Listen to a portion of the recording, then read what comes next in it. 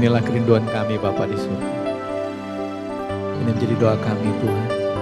Kiranya Engkau mencurahkan kuasa-Mu, kasih-Mu, Roh-Mu yang kudus bagi kami Tuhan. Haleluya.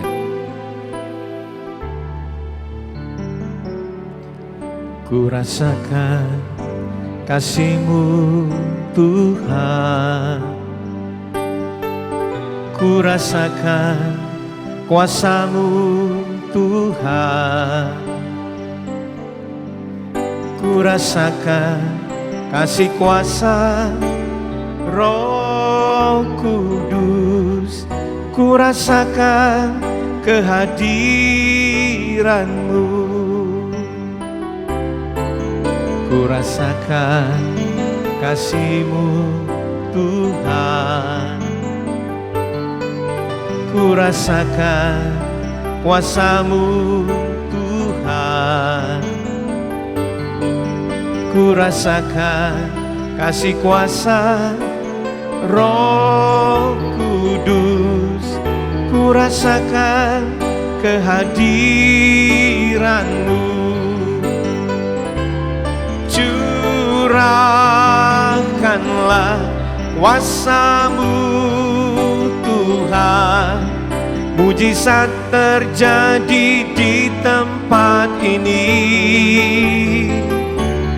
Curahkanlah kuasa-Mu Tuhan. Mujizat terjadi sekarang ini. Mari katakan, ku rasakan kasih-Mu Tuhan. Ku rasakan kasih-Mu Tuhan. Ku rasakan kuasa-Mu Tuhan. Ku rasakan kasih kuasa Roh Kudus. Ku rasakan kehadiran-Mu. Curahkanlah kuasa-Mu Tuhan. Mujizat terjadi di tempat ini. Curahkanlah kuasa-Mu Tuhan. Mujizat terjadi sekarang ini. Curahkanlah kuasa-Mu Tuhan. Mujizat terjadi di tempat ini. Curahkanlah kuasa-Mu Tuhan. Mujizat terjadi sekarang ini. Curahkanlah kuasa-Mu Tuhan. Mujizat terjadi di tempat ini. Curahkanlah kuasa-Mu Tuhan. Mujizat terjadi sekarang ini. Mujizat terjadi sekarang ini. Mujizat terjadi sekarang ini.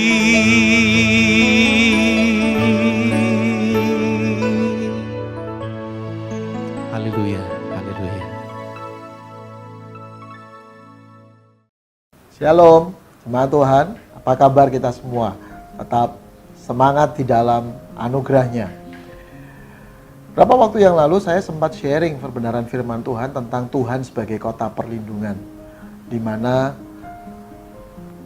ada situasi-situasi dalam kehidupan kita di mana kita mungkin lebih banyak mengambil posisi tenang, diam, dan berlindung karena situasi-situasi yang nampaknya mungkin rasanya lebih besar atau lebih berat dari kekuatan kita.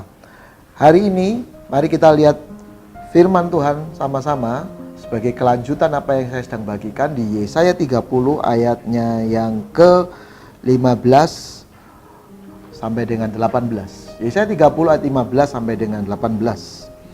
Sebab beginilah firman Tuhan yang Maha Kudus Allah Israel, dengan bertobat dan tinggal diam, kamu akan diselamatkan. Dalam tinggal tenang dan percaya terletak kekuatanmu. Tetapi kamu enggan. Kamu berkata, bukan, kami mau naik kuda dan lari cepat. Maka kamu akan lari dan lenyap. Katamu pula, kami mau mengendarai kuda tangkas. Maka para pengejarmu akan lebih tangkas lagi. 1000 orang akan lari melihat ancaman 1 orang. Terhadap ancaman 5 orang, kamu akan lari. Sampai kamu ditinggalkan. Seperti tonggak isyarat atau di atas puncak gunung. Dan seperti panji-panji di atas bukit. Ayat 18. Sebab itu Tuhan menanti-nantikan saatnya hendak menunjukkan kasih-Nya kepada kamu.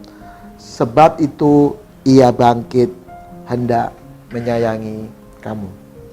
Seringkali ketika kita ada dalam sebuah situasi-situasi yang tidak mudah, kita selalu berusaha berpikir begitu keras untuk menghadapi berbagai situasi tersebut, memecahkan solusi persoalan-persoalan yang ada dengan bekerja keras mencari semua solusi-solusi yang bisa kita lakukan untuk menghadapi tantangan-tantangan yang kita hadapi. Tidak salah itu. Tetapi terkadang sekali lagi bahwa ada hal yang lebih penting yang Tuhan ingin kita lakukan. Kita seringkali sudah berjuang begitu rupa, tetapi kemudian kita merasa seperti belum mendapatkan solusi atau jalan yang terbaik. Kalau sudah demikian, apa yang perlu kita lakukan? Mungkin justru inilah saatnya kita kembali kepada hal yang mendasar yang kita perlu lakukan kembali. Apakah itu? Dengan datang, tinggal tenang, berharap kembali kepada Dia.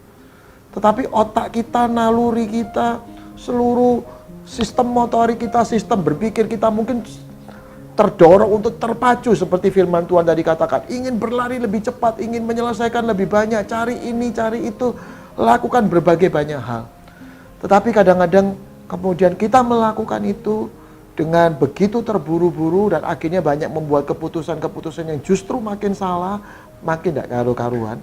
Dan akhirnya bahkan membawa kita dalam persoalan-persoalan atau situasi yang lebih rumit. Tidak salah untuk berjuang atau berpikir dengan keras dan melakukan berbagai tindakan yang ada. Tetapi mari kita kembali kepada hal yang mendasar. Yaitu di tengah semua situasi yang ada, jangan izinkan situasi itu kemudian memporak-porandakan atau mengacaukan seluruh fokus hati kita. Firman-Nya berkata bahwa sebenarnya justru dalam saat kita tinggal tenang, membangun kembali hubungan dengan Tuhan, di sanalah dikatakan kita akan menerima kembali seluruh kekuatan yang kita butuhkan, seluruh hikmat yang kita butuhkan. Bahkan firman Tuhan tadi berkata bahwa Tuhanlah yang punya inisiatif menunggu-nunggu kita. Dia kadang izinkan segala sesuatu terjadi yang tidak mudah sebenarnya untuk menarik kita datang kepadanya. Lewat situasi yang sulit, seringkali itu merupakan teriakan Tuhan untuk memanggil Anda dan saya untuk kembali datang kepadanya. Menerima yang terbaik dari Tuhan. Kita seringkali mencoba mencari pertolongan Tuhan. Tapi Tuhan sebenarnya sedang mencari kita. Dia mencari diri kita sepenuhnya. Dan Dia ingin mencurahkan kasih-Nya sepenuhnya untuk kita.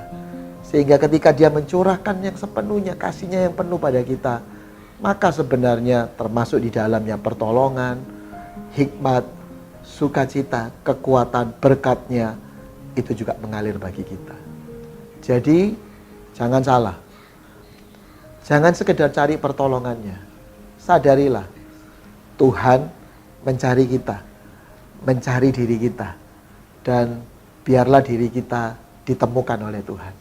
Karena kalau kita menemukan Tuhan, kita sebenarnya menemukan seluruh yang terbaik yang kita butuhkan.